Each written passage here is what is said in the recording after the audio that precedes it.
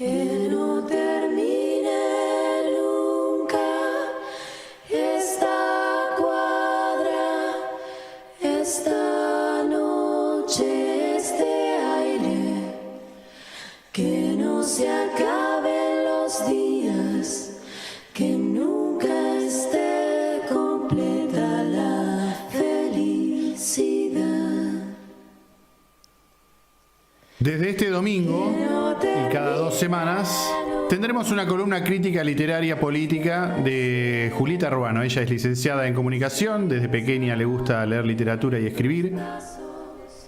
Es licenciada y profesora en Ciencia de la Comunicación Social por la Universidad de Buenos Aires, Universidad Pública.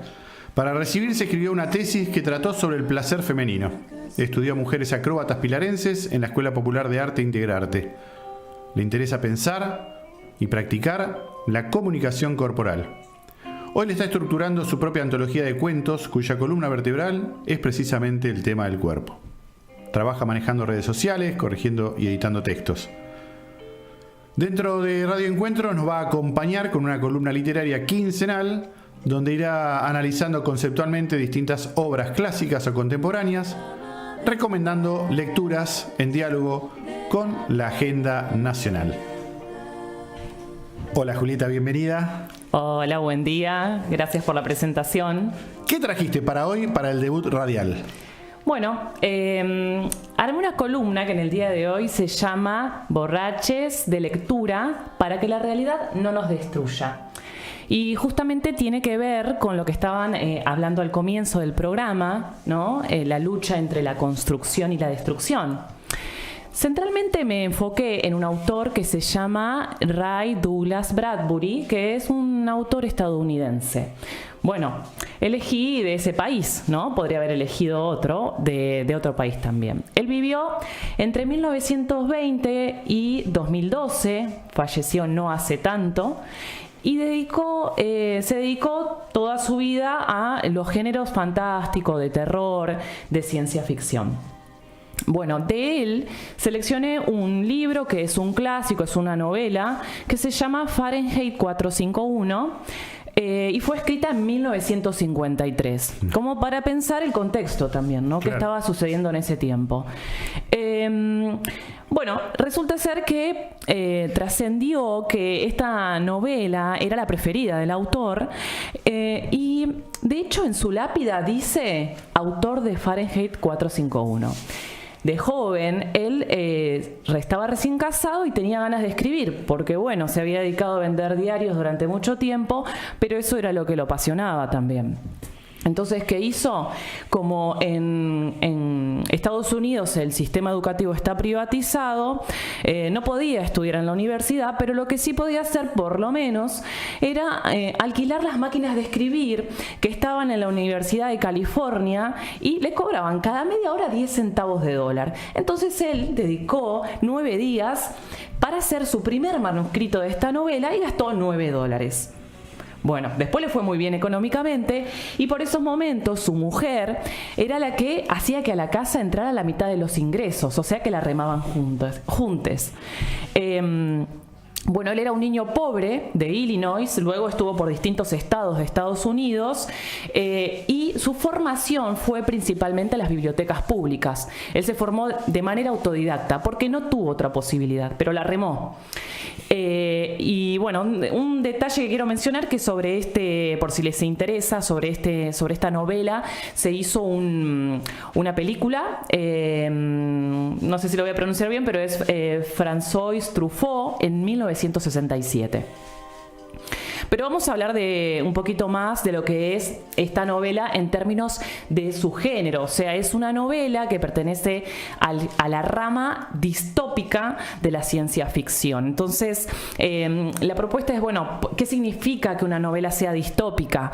Para eso vamos a pensar en lo que es también la utopía, porque en contrapartida está la idea de lo que es la utopía, que todos acá seguramente todas también conocemos muy bien, que es, si bien significa la utopía, significa etimológicamente un no lugar, la comprendemos como un buen lugar. Eso es eutopía, ¿sí? Siempre pensamos a la utopía no como un no lugar, sino como un buen lugar, y en cambio la distopía es el mal lugar. Entonces vamos a decir, bueno, ¿por qué alguien se dedicaría a describir un mal lugar? Porque si las distopías hacen eso, ¿por qué lo haría? Bueno, en general las escrituras distópicas tienen una función de advertir. Claro. ¿A dónde no querer llegar? ¿Cómo? ¿A dónde no querer llegar? Claro, advertir, y por eso mismo, en relación con lo que decís, Diego, describen sociedades terribles y viajan al futuro muchas veces. No solamente, obviamente que la distopía que está dentro de la ciencia ficción también habla del presente o puede viajar para el pasado, pero muchas veces se va hacia el futuro para advertir lo que puede llegar a suceder, en vínculo, por supuesto, con la ciencia y la tecnología. No es que critican a toda a la ciencia y la tecnología, no están en contra de que la ciencia y la tecnología nos rodee, sino a ciertos usos, claro, a cómo se utiliza. Bueno, eso un poco para presentar esta rama de la ciencia ficción, que es las novelas distópicas.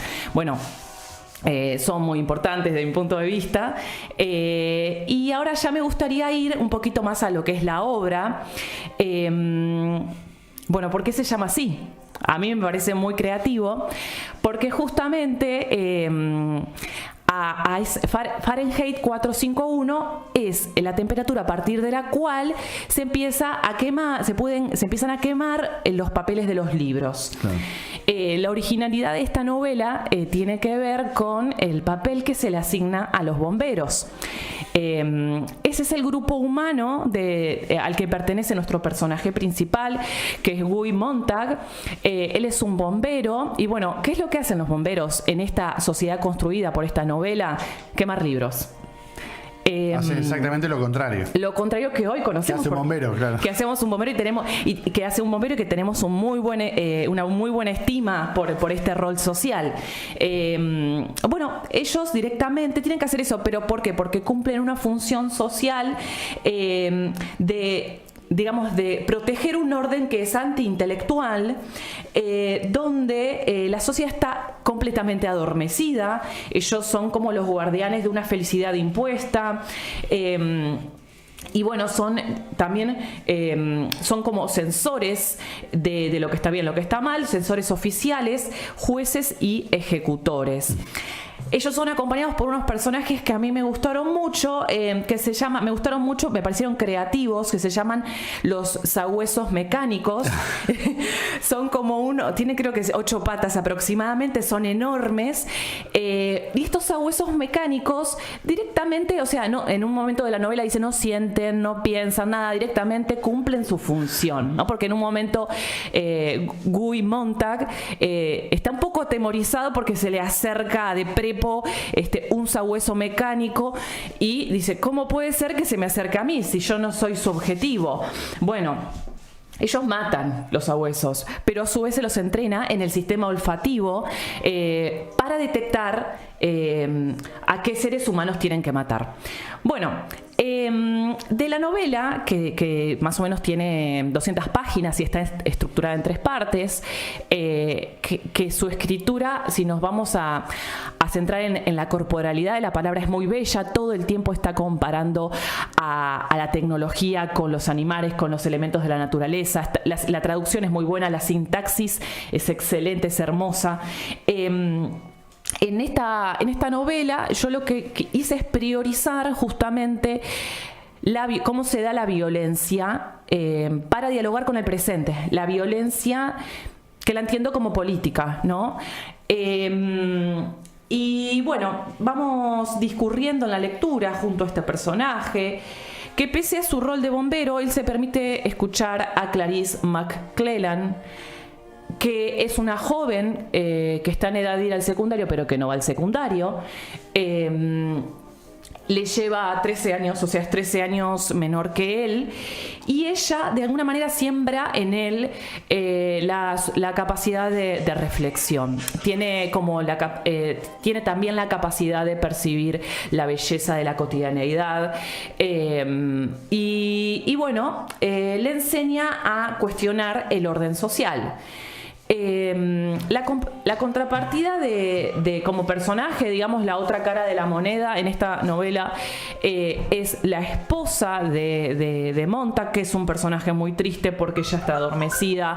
Su mayor anhelo es esto, ¿no? De consumir. Está buscando tener una televisión mural, su cuarta televisión mural, porque quiere estar completamente rodeada por televisores.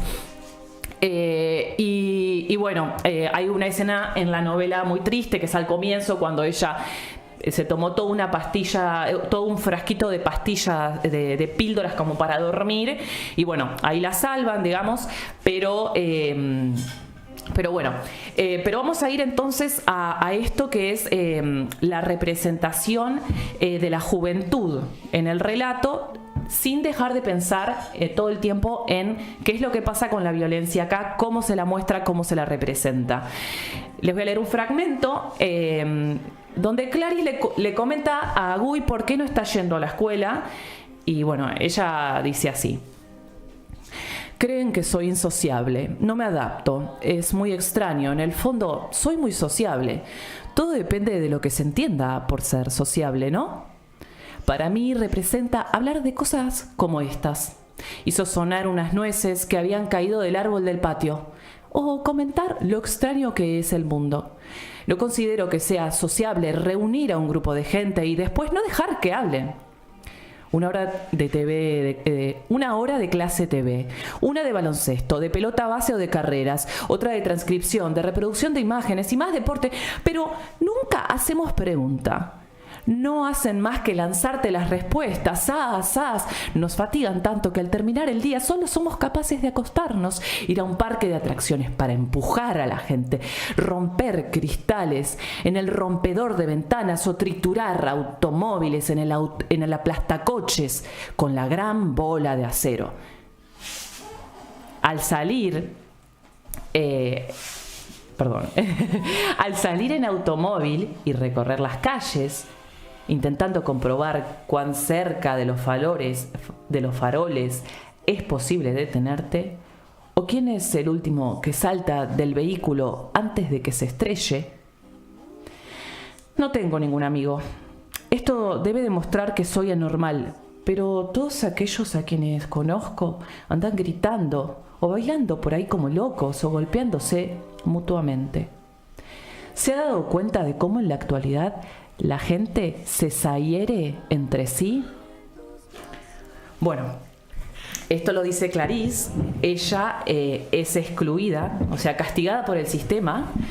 Y bueno, después nuestro personaje principal, esto es lo más interesante, él, quien otrora sonreía fieramente frente a los libros convertidos en torbellinos incandescentes, vive un quiebre en su vida, gracias a Clarice, y empieza a reflexionar. Entonces, en una misión, ve a una mujer ser quemada, y ahí en el libro todo el tiempo aparecen, ¿no? ¿Cómo se dice? ¿Se suicidó? ¿Fue quemada? Ella no quería que quemaran sus libros y se quedó ahí, y esa imagen le mueve toda la estantería a Guy, y él enferma por primera vez en su vida y falta por primera vez al trabajo, y bueno, intenta expresarse con su mujer, y la mujer, yo sinteticé el fragmento, la mujer más o menos en la conversación, el primero le plantea esto y ella le responde, ¿no? Primero él le plantea: no se trata solo de la mujer que murió. Anoche estuve meditando sobre todo el petróleo que he usado en los últimos 10 años y también en los libros, y por primera vez me di cuenta de que había un hombre detrás de cada uno de ellos. Quizás algún hombre necesitó toda una vida para reunir varios de sus pensamientos mientras contemplaba el mundo y la existencia, y entonces me presenté yo, y en 2 minutos, ¡zas!, todo liquidado. Bueno, pero ella le dice que la deje tranquila, y él le responde: No necesitamos que nos dejen tranquilos. De cuando en cuando precisamos estar seriamente preocupados. ¿Cuánto tiempo hace que no has tenido una verdadera preocupación por algo importante, por algo real? Bueno, lo último que tengo para decir, por supuesto que les invito a que lean la novela, es que el jefe va a la casa y en un guiño que hace el autor con los lectores, nos damos cuenta que sabe todo, que sabe que se robó un libro, porque él lo que hizo cuando vio a esa mujer ser quemada, se roba un libro que justamente es la Biblia. Bueno, hay que ver ahí si quiso dejar un mensaje, se lo lleva a su casa y lo esconde, pero eso estaba prohibido. Claro. Entonces el jefe, además de que está faltando al trabajo, va a visitarlo y le da todo un discurso argumentativo, ¿no? Lo intenta convencer de que los libros están mal, de por qué no hay que hacer sufrir, digamos, a la gente.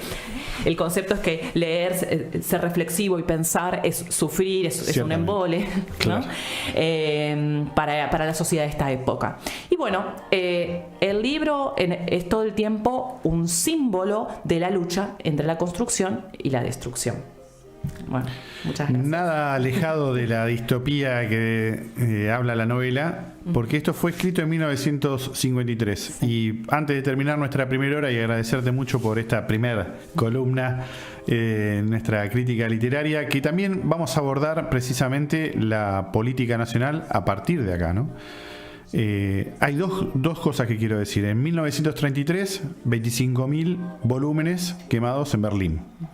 1980, aquí en la Argentina, en el conurbano sur, en Sarandí, 24 toneladas de libros.